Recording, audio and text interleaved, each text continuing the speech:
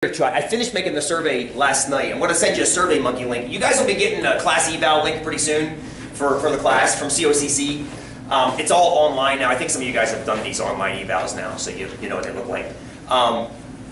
But there's a couple questions I want to ask specifically of how my classes run. So I made up I wanted to put them in that eval, but I missed the deadline, I guess, for it, and I didn't know there was a deadline. So anyway, I made a Survey Monkey survey up last night. I'm going to email that to you guys in a couple days. I'm hoping by Friday, so you'll have it emailed to you.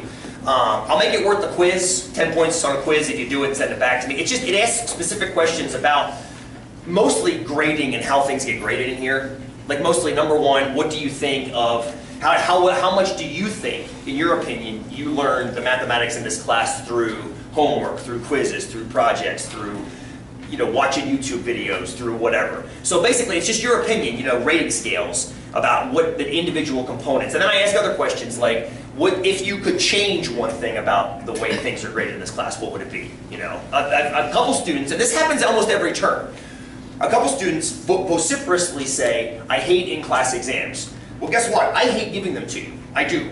Because I hate how worked up you guys get. It drives me insane, like to watch you guys enjoy math at some points, and then something like this. That's why I try to make them kind of fun.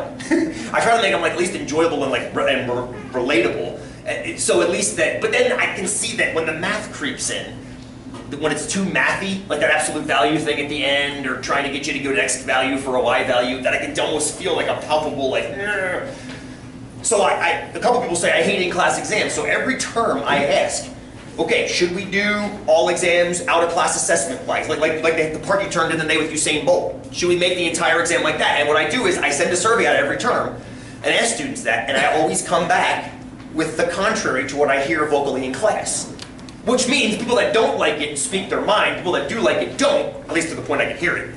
And then I collect the data. So please, if you would, give me that data so I can look at it again. I look at it every term. Every single term, I collect the data, look at it, and see how I can adjust my assessment. That's where the out-of-class exam component came from in the first place.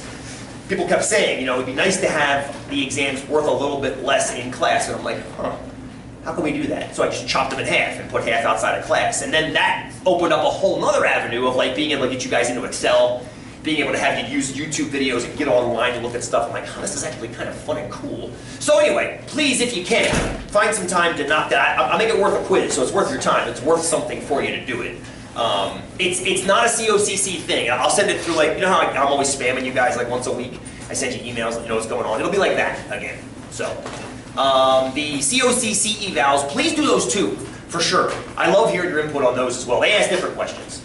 They usually ask pretty vague-ish kind of Likert scale questions, like how would you rate this course on a scale of 1 to 7, and how would you rate Sean's ponytail on a scale of 1 to 7, things like that. So just fill that out too. And there's some open-ended. Number. Samurai is above a number. Okay. So anyway, please do those as well. What's that? That was Hindu, I'm sorry. I'm a white guy from Delaware here. I don't know anything. So, yeah, so that's that. I don't know when those evals go out. I think they go out soon if they haven't already. But the Survey Monkey one I'll send in a couple days. So any information you can give me is great. Any date is great because it allows me to kind of reconfigure what I'm doing in class. Don't let what I say bias you, but I hate giving in-class exams like this. I like when you guys work together. I do. I like it a lot. And this is the antithesis of that. But every term I get data that says you guys like this. Which seems weird, because when you hear people respond to it, the ones I hear say they hate it. It's just that I'm apparently hearing from the minority in that respect. So anyway, I saw a hand. Please.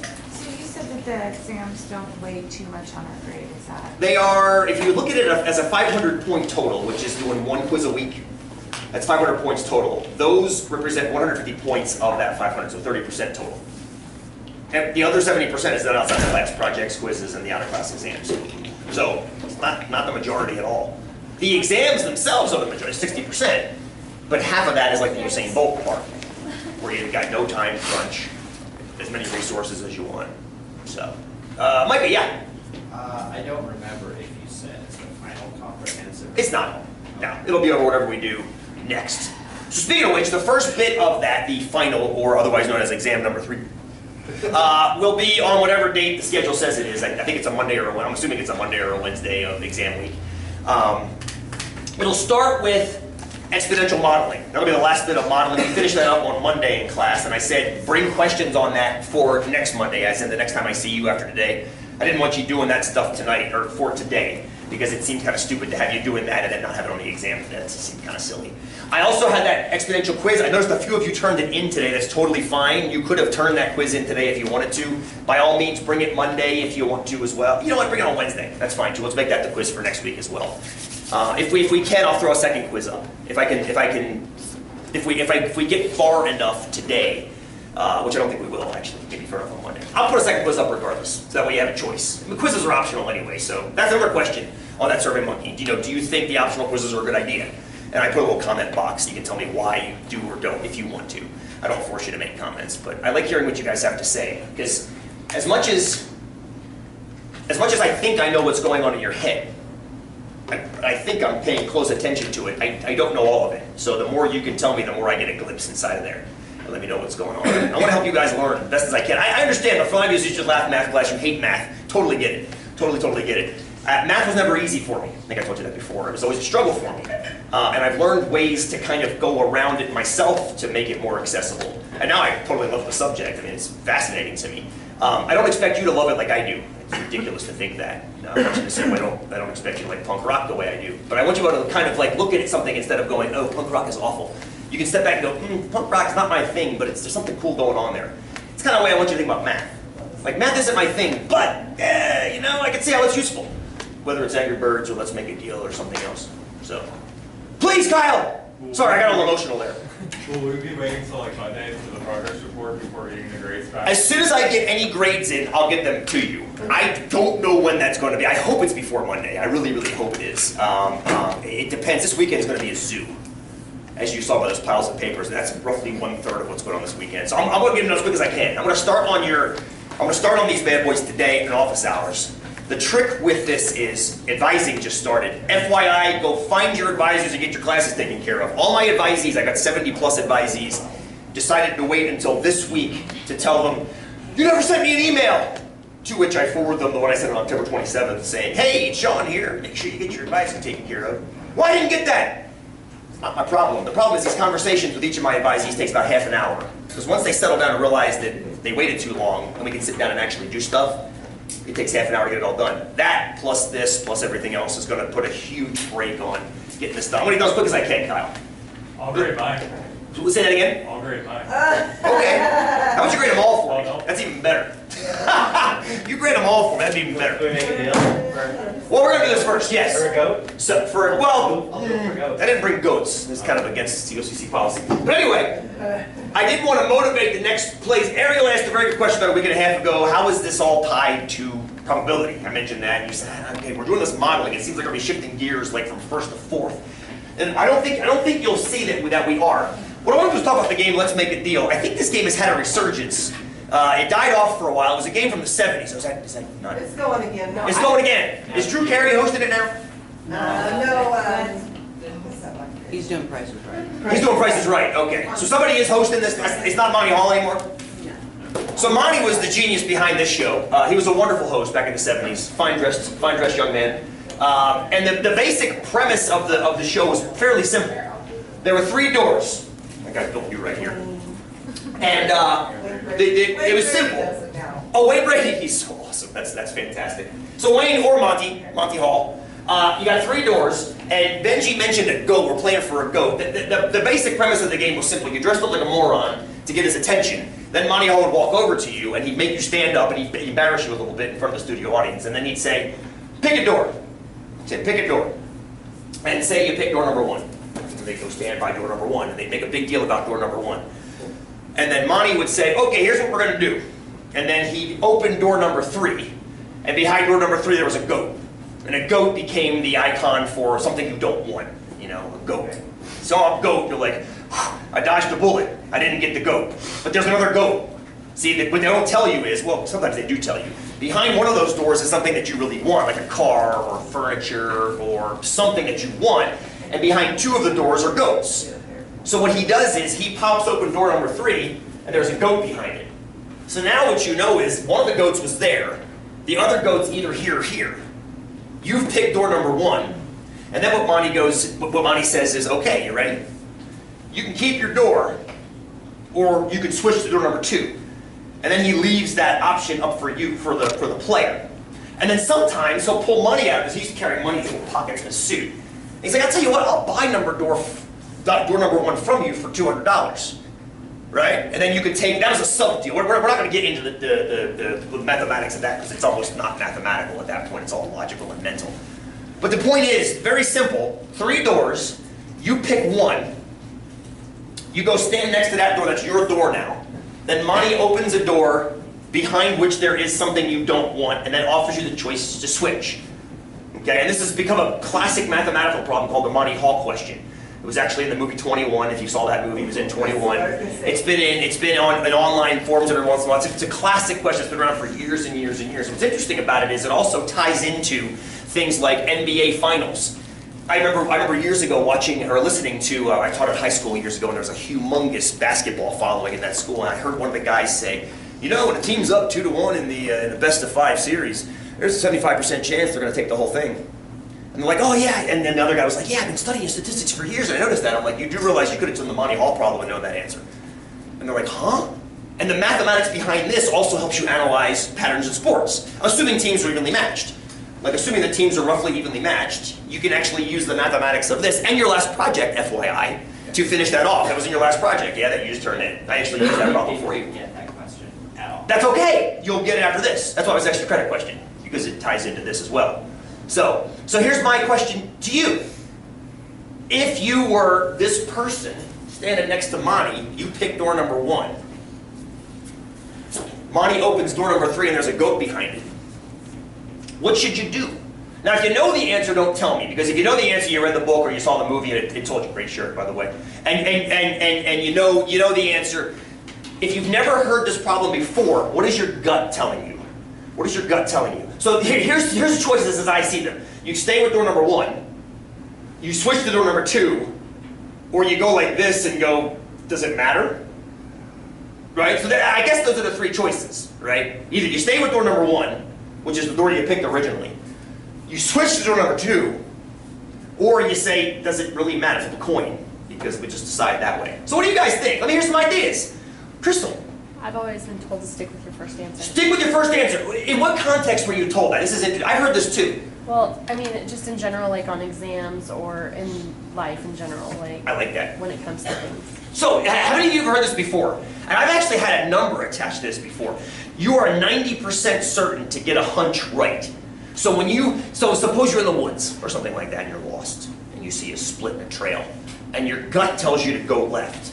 I've been told that in situations like that, 90% of the time you should go with your gut and follow that left trail.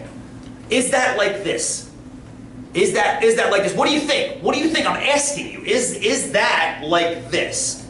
Is it partially like this? David, what do you think? I don't think so. You don't think so? How come? Because you don't have any previous knowledge of... That could make it interesting, yeah? That could make it, because the problem with the hunch thing, like on a test, very few of you, I'm assuming, came into this test today not looking at all about anything what's going to be on the exam.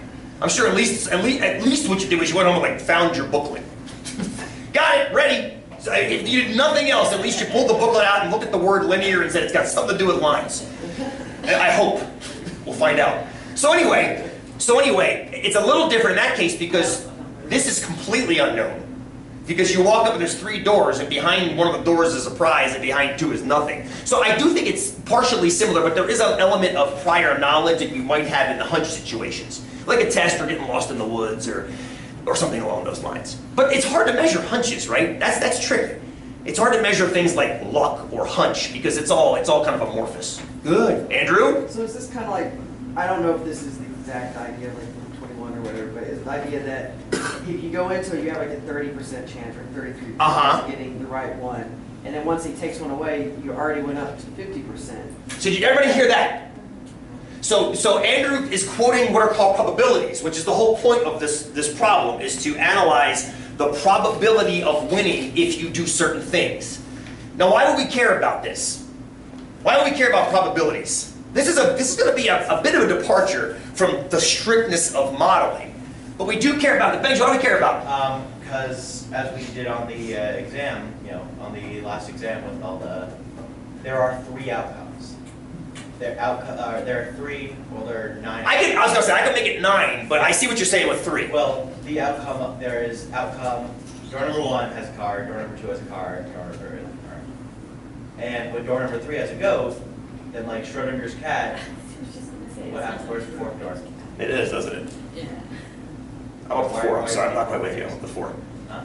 No, Ben, do you want to come, let's come back, I've got a nice graphic that'll help us walk through that in a little bit. But I don't want to hit the graphic, I don't want to hit, no, there's 9. There's exactly 9, at least as I've defined it, but let me come back to that once I want to run this. What I'm thinking we should do is take a few more opinions. So we have 1 vote for stay with Lore we've got. Who says it doesn't matter? Like it's a crapshoot, right? It's a crapshoot. Kyle's, yes, it's a crapshoot. What does it matter what you stay, switch? It's all the same because what Andrew just said, it's 50-50. Yeah?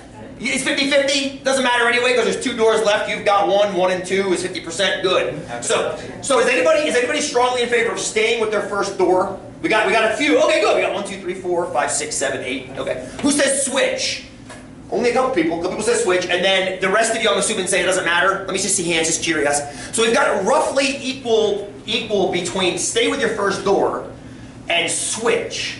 Now what I want to do is I want to model this game with some randomized results up here. So now, I've never used it on a desk this small before. What I'm going to do is, we can actually shut that down, I think, because, well, maybe we'll record it a little bit. What the hell? It's not like we're burning film. Sometimes didn't he open like the 3rd door and it would have a great prize? Yes, and then that's why I said this is an overly simplified version of the game, because there wasn't always 1 prize and 2 goats. Sometimes there was a big prize, a smaller prize, and then a year's worth of belly button lint or something like that. So there was like something you didn't want and then 2 things that you did. So if he showed you the great prize, you're not done yet. You still could win a sub prize. I don't want to make that weighted kind of idea important in this. I want to just make it simple. You win or you don't.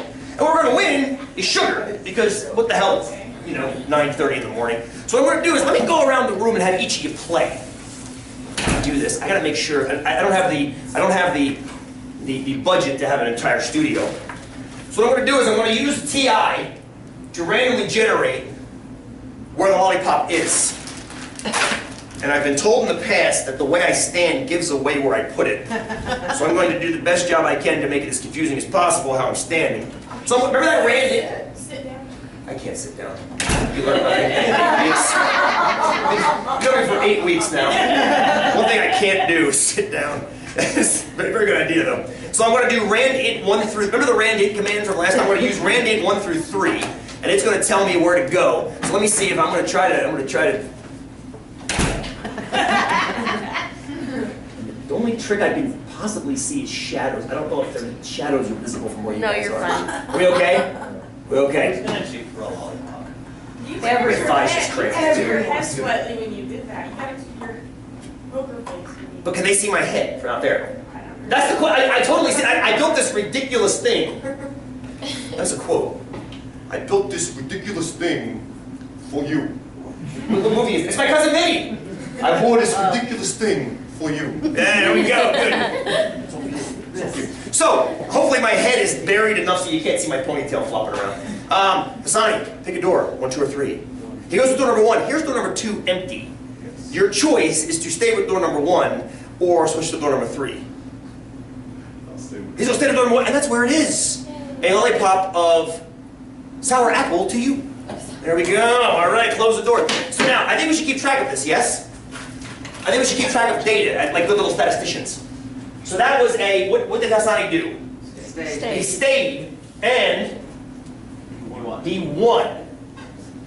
Stayed and won. So you're going to show a bum door every time? I'm going to show, A bum door. I have to, that's what Lonnie did. Okay. I have to show a bum, and everybody see, there will be at least 1 bum door every time. Yeah. There has to be, right? There's 2 bum doors. Well, but there has to be at least 1. If I'm never going to, first of all, I see your confusion. I'm never going to open the door you pick. So if you pick a bum door, I'm not going to open that one, but there's still another one that I can open. You see what I'm getting at? Now with Hassani's case, it was interesting because he picked where the prize was. So I had 2 doors to pick from, but you don't always pick where the prize is. It depends on how you're, does that make sense? Fair enough. Good point though, good point. All right, next up. Scrape. Sure it is.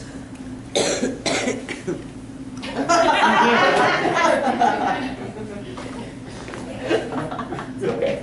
Squat, okay. I can't wait to watch the video. 3. Door number 3. Here's door number 2. And you can stay with door number 3, or well, you should have switched to door number 1. Because that's where it is. But everybody wins in rules class. All right, so that was a stay and lost, yes? Let's keep track of this. Stayed and lost. I wonder if the squat is helping. I've been refining this. I've been refining this for years now. It's the slow motion. Well, that's the thing. People have told me, oh, the hair thing I've heard before is your feet. It's how you look when you come up. People said for years I would tap my left foot if I went to door number 3. I'm like, Jesus. There's both feet going. How you like me now? How you like me now? This is for root beer. This is for root beer, Ariel. That kind of hurt. All right, door number 2. Door number 2. Here's 1 empty. You can stick with door number 2, or switch to door number 3. I'm gonna stay. You're gonna stay? But it was actually over here. There we go. Hopefully I don't stick this in anybody's eye. So that was a stay and lost, yes? Okay, I think we should keep collecting data. Because there are still, we haven't encountered them yet, but there are 2 other situations we haven't modeled. Yeah, yes? Changing, mommy, change. Good! Nobody's switched yet. And if you switch, you're either going to win or you're going to lose. I'm not saying the next person has to switch by any stretch of the imagination. I'm just saying that's something we haven't explored yet. So let's go pick another door, pick another pop, which is now flavor mashup. That sounds awesome. I'm sure they're really... Oh, I didn't look. Collab album. Flavor mashup? Yeah. That's actually a good band name on its own. I was gonna say it's good. It's actually good exercise. Number 2. Number 2. Here's door number 1. We can stay with 2 or switch to 3. Stay. Stay with 2, and there it is. Flavor mashup coming at you. All right, so that's stay and win, yes? That's like stay and loon. 1. There we go. 2 and 2. 50%. 50%. That's the problem with small data sets. That doesn't tell us anything yet. We're just getting started. Yeah, we're doing good. Okay. We're looking at strawberry. Yes, I'm sure it is. Now it feels like one of those stupid things you do before a game, like I don't change my underwear and don't cut my hair. Cherry. 2. 2. Here's 3. Empty. Stay with 2. Switch to 1. I'll switch. You're gonna switch? Well, guess what? That was a good thing to do, because it was down there. Oh, God, off the back wall. You guys have, yeah, never mind. So that was a switch and 1, yes? Right. We're on the board with that one. On the board with that one, switched in 1. Sweet, let's bring it back to the front now. Crystal, pick a door, pick a flavor. Another flavor mashup. Oh, Jesus.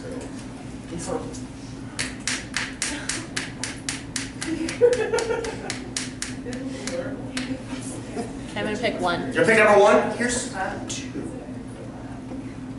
Stay with 1. Switch to 3. Your favorite staying. Oh, but your eyes went to 3 though. Yeah, I'm gonna switch. You switch? It was actually behind number 1. See? See that? Could you see the shadows? Could you see the shadows on that one? No. Okay. No. Tell me if you can, because I'm trying to keep this. So now we're on with all 4, yeah? Switch. Now, Crystal, what did you just say?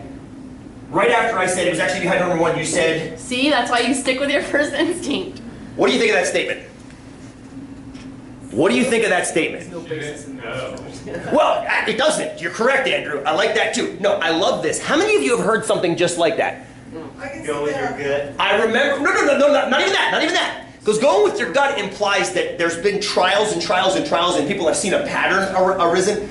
This was one data point that countered, if you will, a common belief. Can we throw out the entire common belief because one data point countered it? That's the opposite of statistics. That's called government, right? That's the problem. And this has happened in the past historically. It happens all the time. I still remember 15, 20 years ago, the head of Philip Morris saying, smoking doesn't kill you. I smoke 3 packs a day and I can run marathons and blah, blah, blah, blah. Doesn't prove anything. Every graph of data has what are called outliers, which are the extremes. Jared from Subway, perfect example. Jared, they use some smiles, some knowing smiles, yes? Look at any weight loss, look at any age-defying cream, look at any Subway commercial. Who are they putting in their commercials? They're putting the exceptions to the rule in their commercials. But they're not making it real clear that they're putting the exceptions, except in that 4-point font at the very bottom. Results not typical. Oh really? Then why are you using them to sell your product?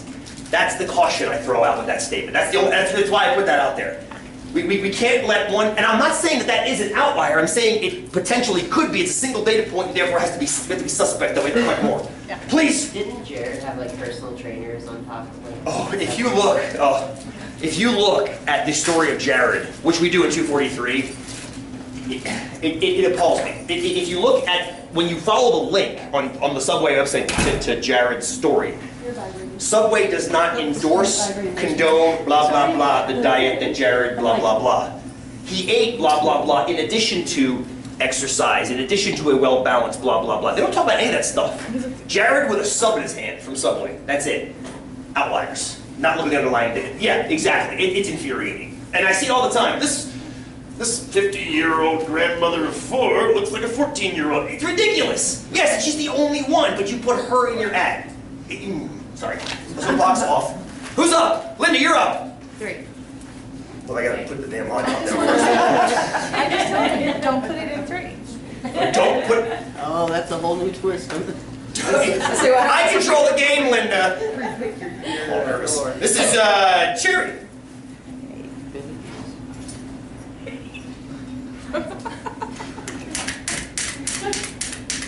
Think the feet might be helpful. You know, a little curtain. No, I need props. I need a stat. Door number 1. Here's 2. Stick with 1. Switch to 3. Stick with 1. Stick with 1, and that's where it is. Boop. I can see the Alright. shadows. Damn it, Eva. That's okay. That's okay. We'll have you move then. So that was a state 1, yes? That's a state 1. All right. Who's up next? Jordan. Let's give you. It's probably just because root the beer. angle he's in right now. Maybe kill one set of legs too. That might help. That might kill some of the shadows. Maybe. I think it makes it worse. Makes it Yeah, worse. I agree. Oh, because of that. It's Yeah. that. Ah. Let's turn that off. We don't need it anymore. You don't need to see. You don't need to see that anymore. Shadows. Maybe that'll kill the shadows. Hopefully. Yeah. Thank you. I didn't think about that. Damn LCD. All right, samurai. Oh no, sumo.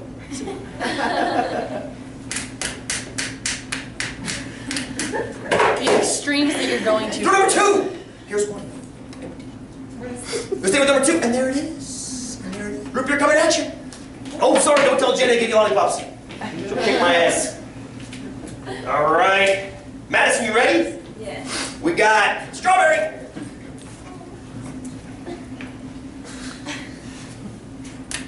I think that's the key. Maybe. Is my hair sticking up? No. Shadows okay? Yep. Or I should say, shadows not there. Door number 1. Door number 1. Here's 3. You almost opened 1. Stay with 1. I did. I put my hand on top of it to hold it because if anything falls over, it's top heavy. I didn't build it that well. I'll switch to 2. Switch to 2. Unfortunately, it was behind number 1. That was a switch and lost. Yes. Yeah. Switch and lost. Okay. We're seeing a pattern arise yet. Oh, I was dropping markers. We're seeing a pattern arise. It's hard to say, right? There's so little on the board yet. We still have to, man, we keep playing. Yeah, we'll keep playing. This is good. Orange. Orange. There's a lot of words, but it's just the word orange written like 20 times.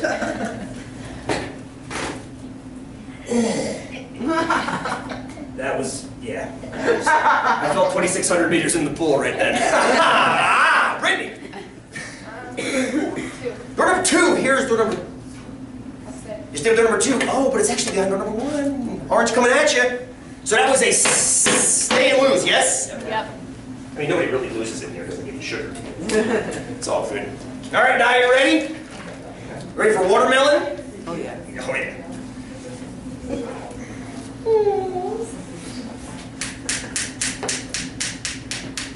What if you needed a goat? Like you're a cheese farmer.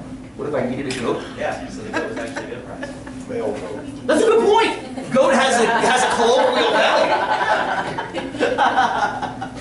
What? It's not big a deal was invented in like the year I 500. said a cheese farmer, so I said it's a male goat. There we go. Like it's only a rooster. Here. Who's going? Die! Two. Door number 2, here's 1. Stick with 2, switch to 3. Yeah, switch. Switch, and there it is! So that's a switch in 1. I've got another one on. That was a rare bird so far, yeah? Rare bird so far. Good. All right, good. David, let's get another lollipop out here. This is blue. That would be blue raspberry. BLU, no E. I guess there's the E on the packaging.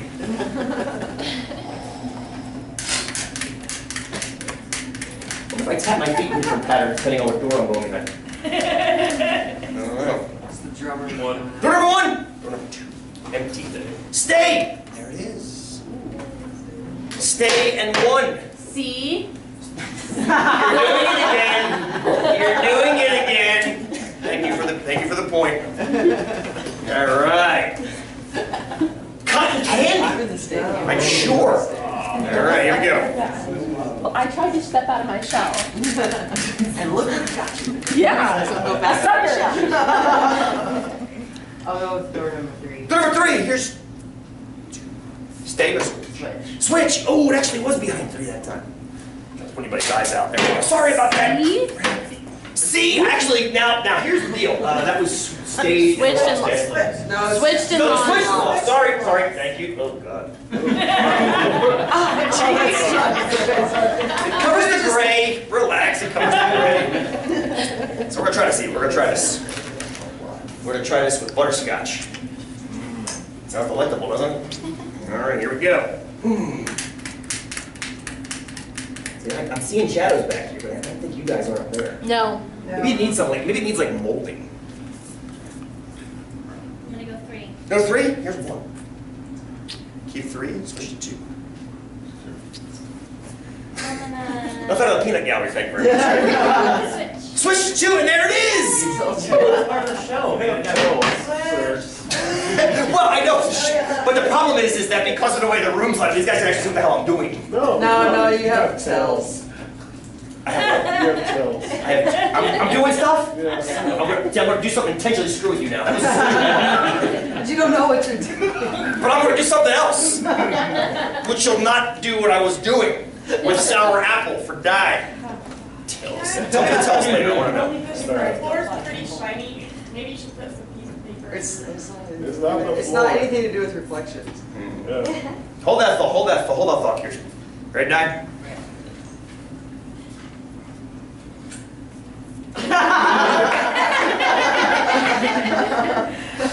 Three. Door number 3. Is that better?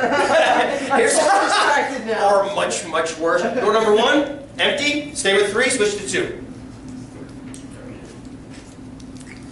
It was behind 2. That was a stay and lose. Tail's gone. Stay and lost. We're back here now. There we go. All right. Time for a new face. Play with Ron. Oh, This is more difficult actually from the side. okay. Now you guys can see what's going on. Well, yeah, it's difficult to tell your tells from the side. Oh, is it? It's more easy from. Oh, straight on. It's my eyes, isn't it? It's the eyes. Yeah, Stuff good. like So I'll that. start. Yes, I'll start.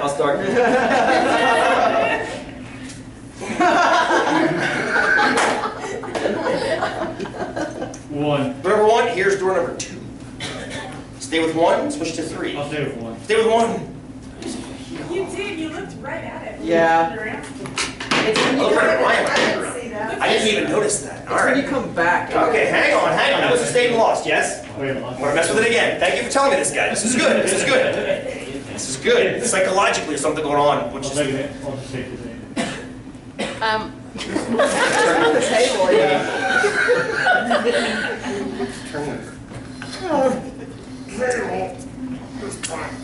Do you still want to record this? I don't think so. I think we've seen enough of this.